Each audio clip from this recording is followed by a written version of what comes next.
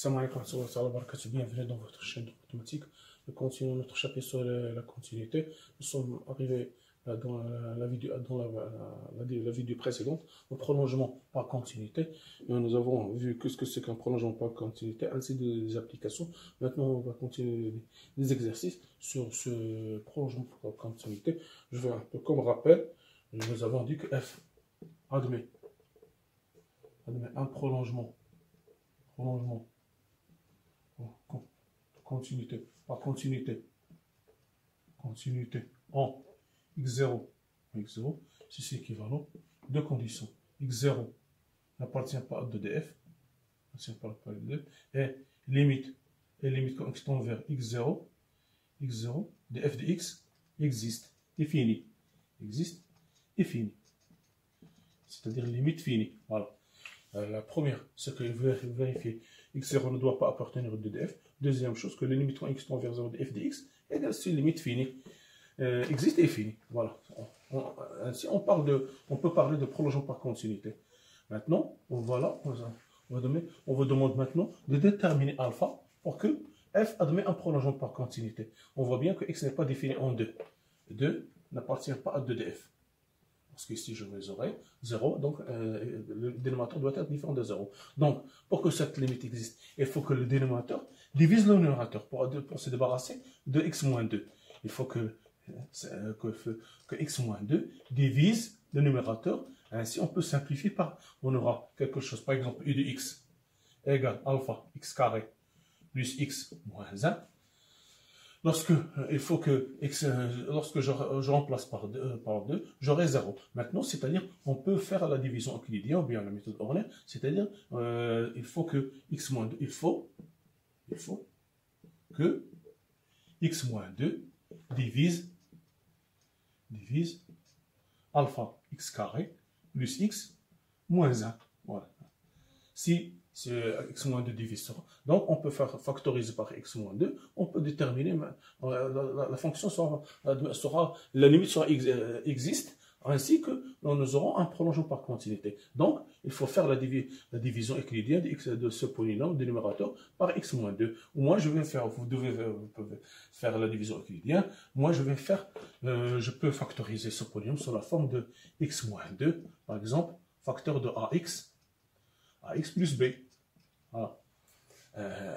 Moi, ce que je peux faire, je vais faire la méthode Horner. Voilà. Voilà. Ici, j'ai les coefficients, c'est alpha, 1 et moins 1. Voilà. Donc, j'aurai ici 2. La racine, c'est 2. Je descends alpha. Je multiplie 2 par alpha. Ça fait 2 alpha. 1 plus 2 alpha, ça fait 1 plus 2 alpha. 2 alpha, 2 multiplié par ceci, ça fait 2, 2 plus 4 alpha, 2 plus 4 alpha, moins 1 plus ça fait devenir 1 plus 4 alpha, Voilà A, voilà B. Donc, pour que la division euclidienne pour que x moins 2 divise ce polynôme, il faut que ce reste doit être égal à 0.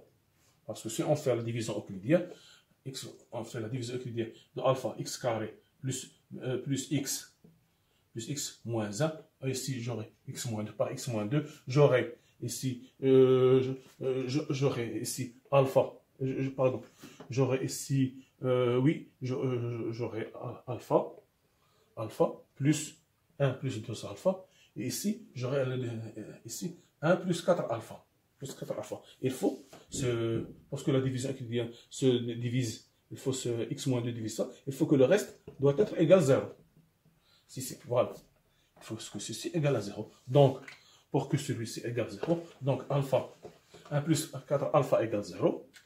1 plus 4 alpha égale 0. Ceci est équivalent à alpha égale moins 1 quart. Voilà. Moins 1 quart. Donc, si on remplace alpha par moins 1 quart, on pourra simplifier x moins 2 par il n'y aura plus d'x moins 2 dénominateur. D'accord? Pour que cette limite existe, il faut se débarrasser de x moins 2. Et x moins 2 doit diviser le numérateur. Ainsi, en factorisant, j'aurai ceci. Voilà. J'ai fait la division ou bien la méthode Horner, c'est la même chose. J'aurai ici, voilà A, voilà B, voilà B, voilà B. Donc, le reste, ce qui m'intéresse, c'est le reste. Le reste doit être égal 0 pour que la division euclidienne existe, pour qu'il n'y aura plus de reste. Donc, alpha doit être égal moins un quart. Lorsque maintenant, ce que je vais faire, je vais remplacer alpha par moins un quart. C'est ça le but. C'est que le reste de la division euclidienne du numérateur par du dénominateur doit être nul.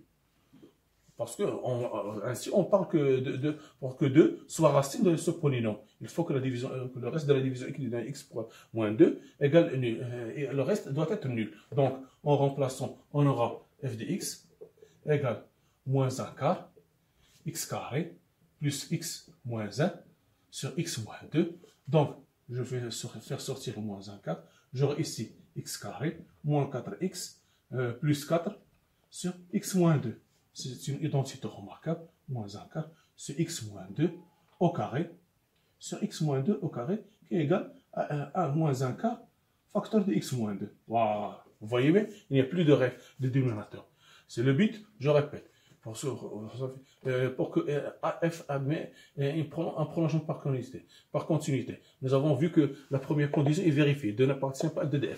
La deuxième, la limite existe. Pour que la limite existe, il faut que ce dénominateur divise le numérateur. Ainsi, afin qu'on puisse simplifier ce dénominateur. On peut le simplifier avec le numérateur. C'est ce que j'ai fait. J'ai fait la division euclidienne de numérateur par dénominateur. Je trouvais un reste. Le reste, pour que 2 soit racine de ce polynôme, il faut que le reste doit être nul. Pour que le dénominateur le reste doit être nul, il faut que alpha soit égal à moins un quart. C'est ce que j'ai fait. J'ai remplacé alpha par sa valeur.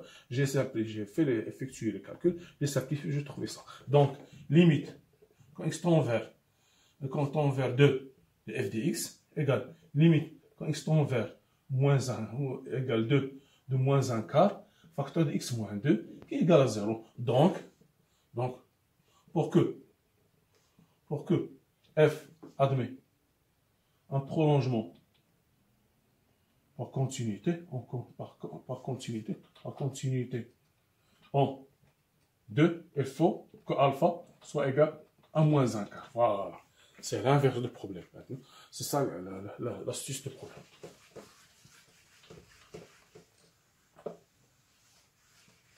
Maintenant, on vous demande, f admet-elle un prolongement par continuité, un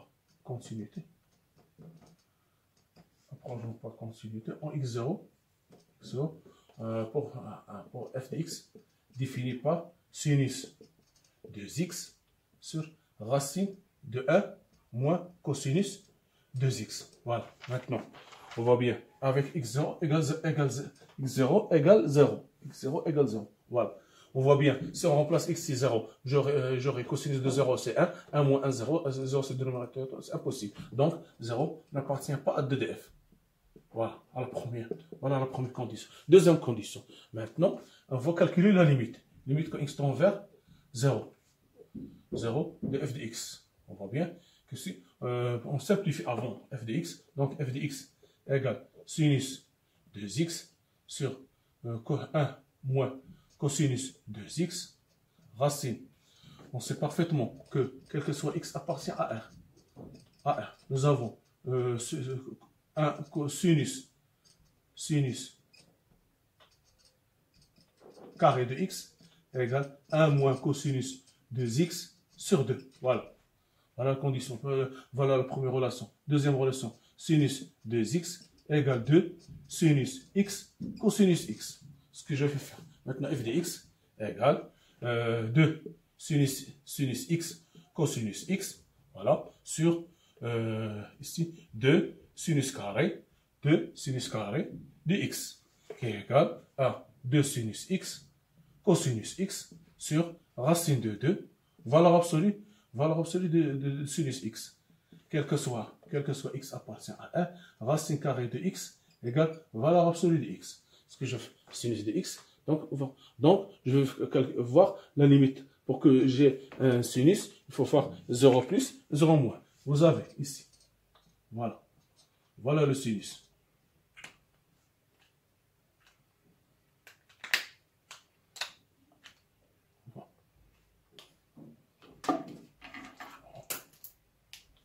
Donc, j'aurai ici le sinus. Le sinus, c'est ici.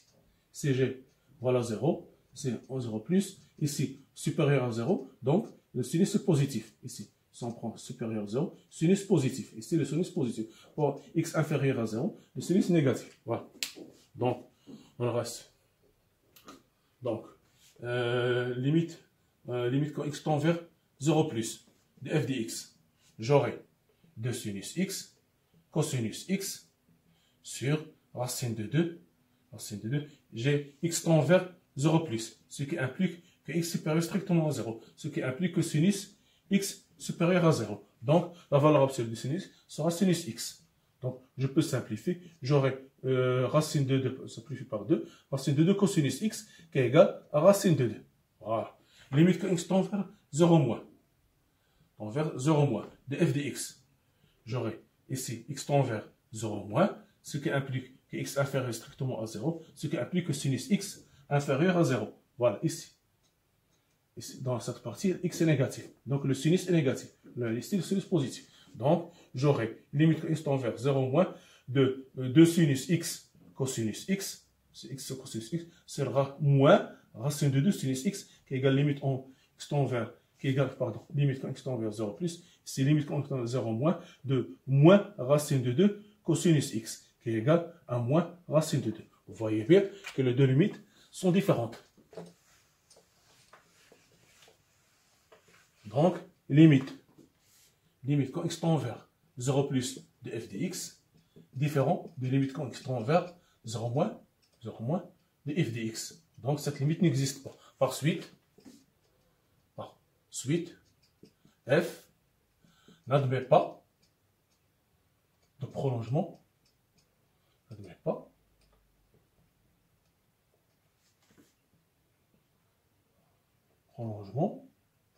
par continuité. 11, 0. Voilà. C'est ça. Vous voyez, nous avons la première condition, x0 n'appartient pas de f, elle est vérifiée. Mais la deuxième n'est pas vérifiée. Nous avons cette limite n'existe pas. Donc, f n'admet pas de prolongement par continuité. Maintenant, on passe à la troisième. On aura f de x égale racine de a au carré plus x moins a sur tangente x, x0 à a. Nous avons a appartient à r plus étoile, x0 égale 0. Voilà. Donc, si on remplace ici, pour que tangente existe, première chose, tangente existe, tangente x existe. Il faut, ça implique que x différent de p sur 2 plus kp. Voilà. Voilà la première des choses. Et tangente de x, ici doit être différent de 0. Ce qui implique que x est différent de kp. Tangente, il faut que x est différent de kp. Avec k appartient à z. Voilà. Maintenant, si on remplace k par 0, j'aurai ici 0. Donc, 0 n'appartient pas à 2df. Voilà, la première condition. Maintenant, je dois calculer la limite. Limite, quand x tend vers 0, de f de x égale limite, quand x tend vers 0, de racine de a au carré plus x moins a sur tangente x. Lorsque je remplace ici, j'aurai ici 0, racine carrée de a, c'est la valeur absolue de a, puisque a est positif, c'est égal à a moins a, c'est 0, sur tangente x qui est tangente 0, c'est 0. Donc, c'est sa forme indéterminée, je dois multiplier par l'expression conjuguée. J'aurai ici a au carré plus x plus a sur a au carré plus x plus a. Voilà. C'est a moins b, facteur de a plus b. Identité remarquable. Donc, limite quand x tend vers 0, la radicale va disparaître, à racine de a au carré plus x, ce sera a au carré plus x. Ici, j'aurai moins a au carré sur tangente x, facteur de racine de a au carré plus x plus a. Donc, ceci est égal à x tend vers 0 de x sur tangente x, facteur de racine a au carré plus x plus a. Voilà. Maintenant, si j'ai 1 sur a sur b, ceci je peux l'écrire c'est B sur A. C'est B sur A. Il ne faudra pas sur le numérateur, B sur A. Maintenant, j'ai X. Je peux écrire limite, quand X tend vers 0, de 1 sur tangente X sur X, facteur de racine de A au carré plus X plus A. Voilà. On sait parfaitement que limite quand X tend vers 0 de tangente X sur X égale 1. Voilà. Donc, ça va donner ici, j'aurai 1 sur 1 facteur de racine carré de A plus 0 plus A. Puisque A 0 c'est 0, et c'est 0, racine de carré de A c'est A, j'aurai ici, le dénominateur, j'aurai 2A. Donc,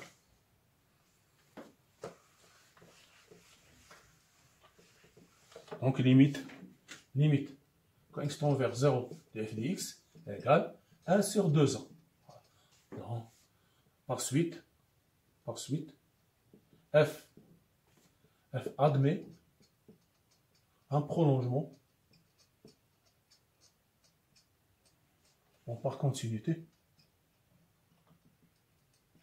en x0 égale 0, 0 égale 0, donné par g de x égale f de x, c'est x différent de 0, et g de 0 égale 1 sur 2a, avec 1 appartient à r plus, différent de 0, r plus et 3. Voilà, maintenant on passe.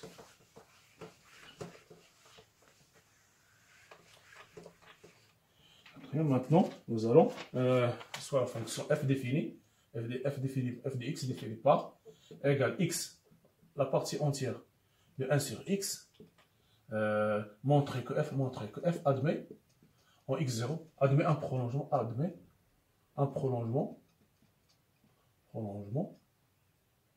par continuité en x0 égale 0. Voilà, x0 égale 0. Vous voyez bien ici, je vais définir maintenant le compte. Quel que soit x appartient à R, il existe P appartient à Z, la partie entière plus grand entier inférieur ou égal à x. Nous aurons x supérieur ou égal à P, inférieur strictement à P plus 1, avec P plus 1, avec P égale la partie entière de x. Donc, c'est ça la définition de la partie entière. Maintenant, je vais faire, regardez bien, j'aurai que soit x, non, la partie, nous avons 1 sur x, inférieur à 1 sur x, inférieur égal à la partie entière de x, voilà, inférieur égal strictement à la partie entière de 1 sur x, plus 1, voilà. Cette x, maintenant c'est 1 sur x, voilà. Je vais maintenant supposer, je vais pour x supérieur strictement à 0. Pour x supérieur strictement à 0. Je multiplie l'inégalité par x, l'égalité ne change pas. J'aurai ici x inférieur ou égal à 1 sur x, multiplié ici. X sur x c'est 1, inférieur strictement à x, la partie entière de 1 sur x, plus x, c'est-à-dire f de x, inférieur ou égal à 1, inférieur strictement à f de x plus x. Voilà. Maintenant, voilà. Qu'est-ce que nous avons trouvé? Nous avons trouvé que f de x inférieur ou égal à 1 et f de x est 1 inférieur strictement f de x plus x. C'est-à-dire f de x supérieur inférieur ou égal à 1, f de x supérieur f de x supérieur à 1, f de x, oui, supérieur à 1 moins x. Voilà. Donc, d'accord, f de x inférieur à 1. Maintenant, je peux écrire donc f de x inférieur ou égal à 1, supérieur strictement à 1 moins x. Voilà. Maintenant, vous voyez bien, donc, limite, quand x tend vers 0 de 1 moins x égale 1. Ici j'ai 1, ici 1, donc la limite quand x tend vers 0 plus de f de x égale 1. Voilà, voilà la première. Limite quand x tend vers 0 plus de f de x égale 1. Maintenant, c'est Maintenant, c'est x inférieur strictement à 0. Donc, l'inégalité change. J'aurai x exponentielle, x, la partie entière de 1 sur x plus x inférieur strictement à 1 inférieur égal à x exponentielle, la partie entière de 1 sur x. Pardon, 1 sur x. Donc, j'aurai ici f de x plus x inférieur strictement à 1 inférieur strictement à f de x. C'est-à-dire, ceci, f de x plus 1 plus x inférieur strictement à 1 et 1 inférieur égal à f de x. Voilà. Maintenant, c'est-à-dire que f de x, on a inférieur, supérieur égal à 1, inférieur strictement à f de x plus f de inférieur égal à f de x. Pardon, je vais faire passer ici par les feuilles montres. F de x plus x, c'est ce qui implique ici que f de x inférieur strictement à 1 moins x et 1 inférieur égal à f de x. Voilà, j'aurai f de x supérieur strictement supérieur égal à 1, c'est inférieur strictement à 1 moins x. Donc, voilà, limite quand x tend vers 0 moins de f de x de 1 moins x, pardon, 1 moins x égale 1. Et ici j'ai 1, ici j'ai 1, donc limite quand x tend vers 0 moins de f de x égale 1. Voilà. Donc, j'ai la limite. Donc, j'ai deux limites. Limite quand x tend vers 0 moins de f de x égale limite tend vers 0 plus de f de x égale 1. Donc, limite quand x tend vers 0 de f de x égale 1. Donc, f par suite,